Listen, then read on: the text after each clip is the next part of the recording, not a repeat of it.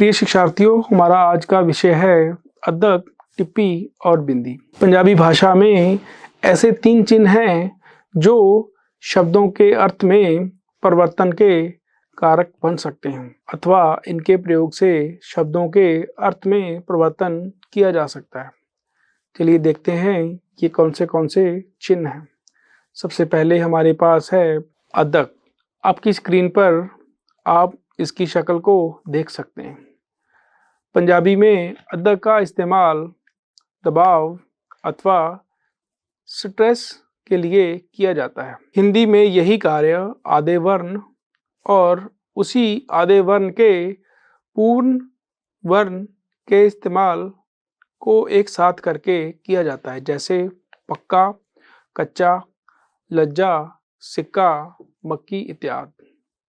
पंजाबी में हम इस कार्य के लिए आधे वर्ण का इस्तेमाल नहीं करते, लेकिन पंजाबी में इस कार्य को अदक की मदद से किया जाता है।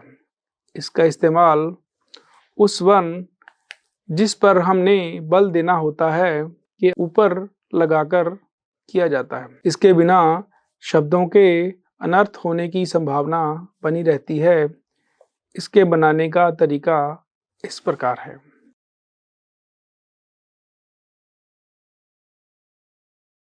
अदक की कुछ उदाहरण।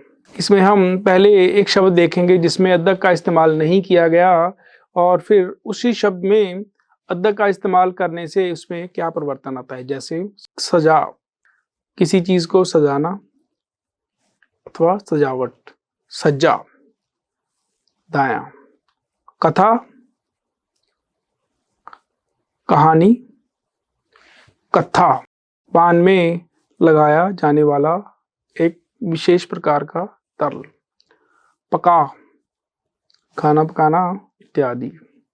पक्का, दृढ़, मजबूत। बचा, बचाव, किसी चीज से बचाव करना। बच्चा, बालक। सत, किसी प्रकार का रस। सत, 7 का अंक। रसा, एक प्रकार का तरल, सब्जी इत्यादि की तरी। रस्सा, बांधने वाला रस्सा। घटा, बादल इत्यादि। कटा, धूल मिट्टी इत्यादि। इसके अलावा पंजाबी में और बहुत सारे शब्द हैं जिनमें इसका प्रयोग किया जाता है, जैसे अग, नक, कच, कुत्ता, निक्का, वड्डा, बुक्कड़, सच्चा इत्यादि। हमारा अगला विशेष चिन्ह है टिप्पी।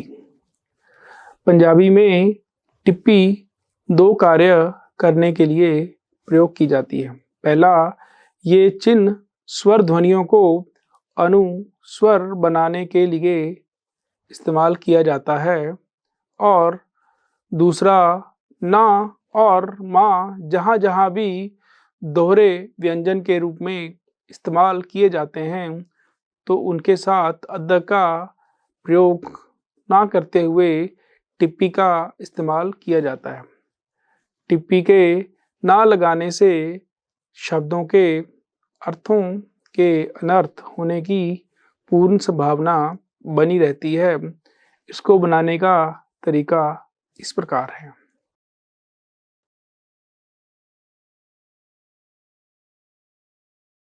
टिप्पी का इस्तेमाल पहले स्वरूप में, यानी किसी भी शब्द को अनुस्वर बनाने के लिए कैसे इस्तेमाल किया जाता है। मुंडा, गुंडा, डंडा, पंड, दंद, मंदा,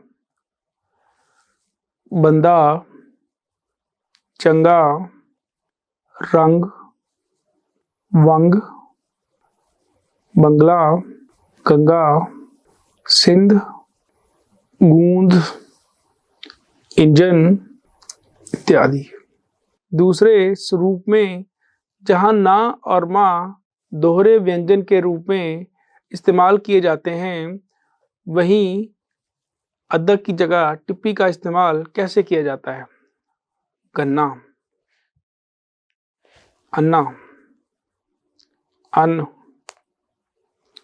जम्मू, कम, पन्ना इत्यादि। तीसरा विशेष चिन्ह जो पंजाबी में इस्तेमाल किया जाता है वो है बिंदी। पंजाबी में बिंदी का इस्तेमाल भी टिप्पी की तरह ही स्वर ध्वनियों को अनुस्वर बनाने के लिए प्रयोग किया जाता है। इन दोनों में मुख्य अंतर ये है कि बिंदी के साथ हम दोहरे व्यंजन बनाने का कार्य नहीं कर सकते। ये कार्य केवल अदक और टिप्पी के साथ ही किया जा सकता है। बिंदी को बनाने का तरीका इस प्रकार है।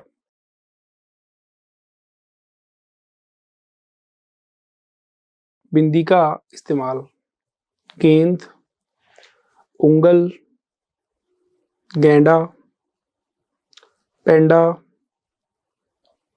मी, श्री, आंडा, पांडा, गां, मां, कां, पींग, मैं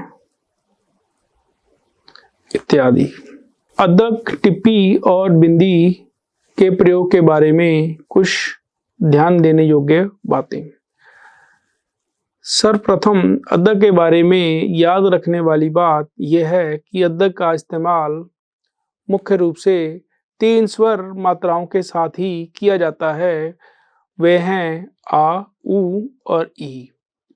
इसके अलावा किसी भी मात्रा के साथ अदक का प्रयोग नहीं किया जा सकता।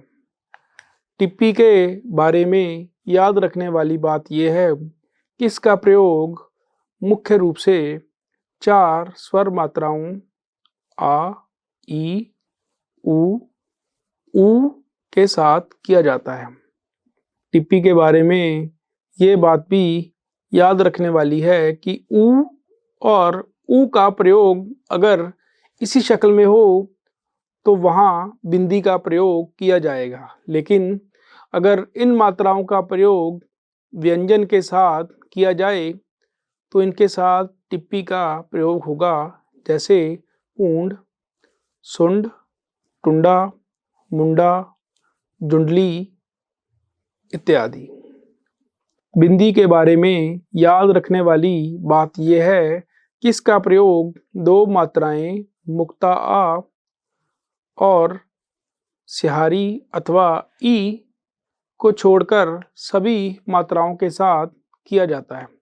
इसके अलावा हिंदी का प्रयोग एक वचन से बहुवचन बनाने के लिए भी किया जाता है। इसके बारे में चर्चा वचन के अध्याय में की जाएगी। अदक, टिप्पी और बिंदी के कुछ और उदाहरण इस प्रकार हैं।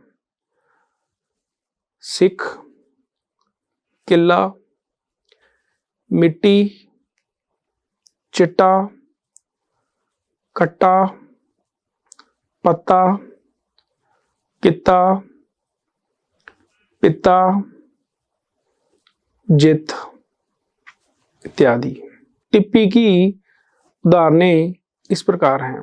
बिंदु, अंग्रेज, अंतम, आरंभ, पंजाब, मंग, पिंड, जंग, पंग, दंगल, कंध, कंडे, रूम, लंदन, चंडा, सबंध, प्रबंध, हंजू इत्यादि।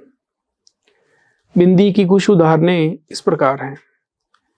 बैंगन, नींद, सैकड़ा, बांदर, आंदर, नमा, जौ, जूं, छां इत्यादि।